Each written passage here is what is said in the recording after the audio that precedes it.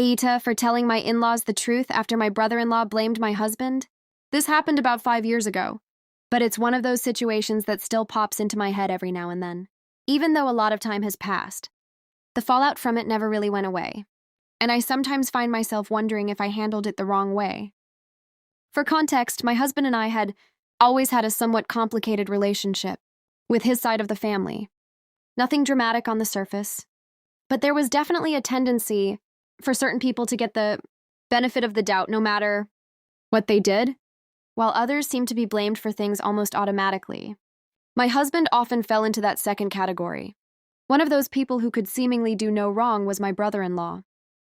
He's married to my husband's sister, and while I never had any major personal conflict with him before this happened, I never completely trusted him either. He was a very private person and often came across as secretive. He also had a habit of changing details in stories or telling half-truths that made him look better. It wasn't enough for people to openly call him a liar, but it was enough that I learned to take some of the things he said with a grain of salt. About 5 years ago, he came to stay with my husband and me for a few days while he was in town. Everything seemed normal at first. We spent time together, had meals, watched movies, and generally did what families do when someone is visiting. One evening, my husband and my brother-in-law were sitting together drinking while I was in another part of our apartment. I wasn't really paying attention to their conversation because they were having what I assumed was just a typical late-night discussion between two relatives catching up. As the night went on, though, the conversation became much more serious. According to my husband, my brother-in-law became increasingly emotional as he drank.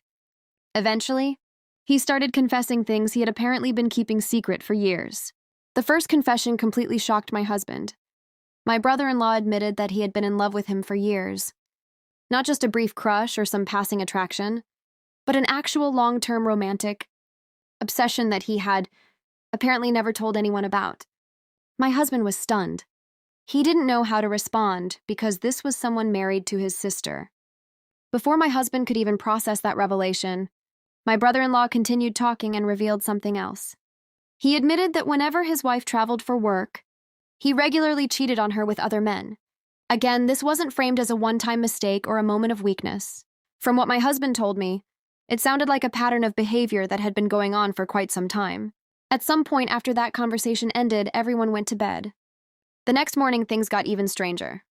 My brother-in-law packed his bags early, left the apartment without saying goodbye, and basically disappeared. No explanation. No awkward conversation. No attempt to address what had happened the night before. Nothing. My husband and I talked about it afterward and assumed he was embarrassed. We figured he had probably sobered up, realized what he had revealed, panicked, and decided the easiest solution was to leave before having to face either of us. Honestly, we felt bad for him. The entire situation was uncomfortable and clearly involved things he had been struggling with privately. We had no intention of telling anyone. We certainly weren't planning to expose his secrets to the family.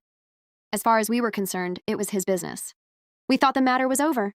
Unfortunately, we were wrong.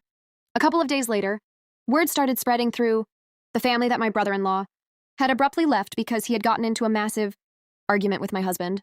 That was news to us. There had been no argument, no shouting, no fight, no disagreement of any kind. Yet somehow that version of events was circulating among relatives as if it were an established fact. What made things worse was that people immediately believed it. Nobody asked my husband what happened. Nobody called us to hear our side. Nobody questioned whether the story even made sense. They simply accepted my brother-in-law's account and started treating my husband as though he had done something terrible. The more we heard, the more outrageous the rumors became. Some family members implied my husband had been cruel. Others suggested he had intentionally driven my brother-in-law away.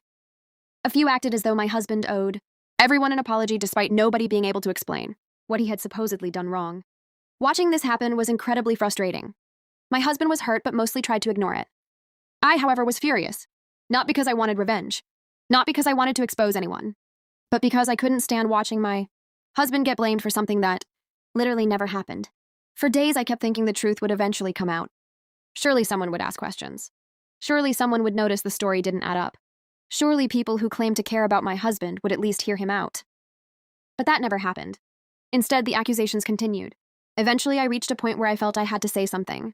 I told family members what had actually happened. I explained that there had been no argument. I explained why my brother-in-law had likely left so suddenly, And before anyone says I was relying solely on my word, I wasn't. After leaving, my brother-in-law had sent text messages that supported our version of events. The messages didn't outright spell out every detail, but they clearly contradicted the story he was telling the family. I offered to show those messages.